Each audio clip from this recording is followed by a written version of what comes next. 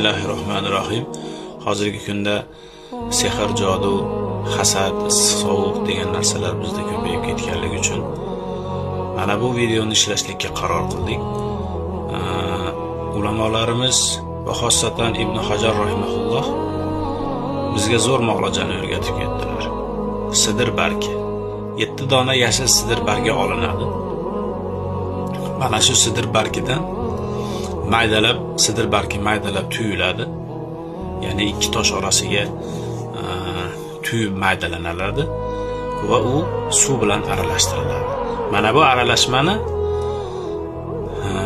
bu aralashmaga Oyatul Kursi o'qiladi va Qavoid suralari o'qiladi. Ya'ni Qul so'zi bilan boshlangan suralar o'qiladi. Jin, Ixlos, Falaq va Nas suralari o'qiladi.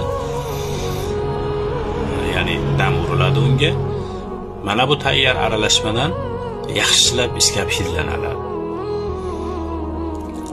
Undan keyin mana shu suv bilan yuviniladi, ya'ni g'usl qilinadi. Mana shunday qilingandan so'ng albatta har qanday zarar, har qanday sehr yechiladi degan ulamolarimiz. Muolajasi bor. Faqat biz o'zimiz qiynaymiz xolos. Roqiga boramiz, roqiga pul beramiz, boshqa qilamiz. Kunlar, vaqtlar o'tkazamiz. Avvalambor o'zimiz solih bo'lib, namozlarimizni o'qib, o'zimizni pok tutib, xushbo'ylanib, mana bu sidir bargidan foydalanadigan bo'lsak, aslida bu Rasululloh sollallohu alayhi vasallam aytib ketganlar.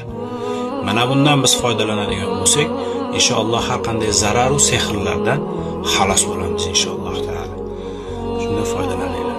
Yaqinlarga tavsiya qilinglar, inshaalloh albatta foydasi bo'ladi. Assalomu alaykum va rahmatulloh.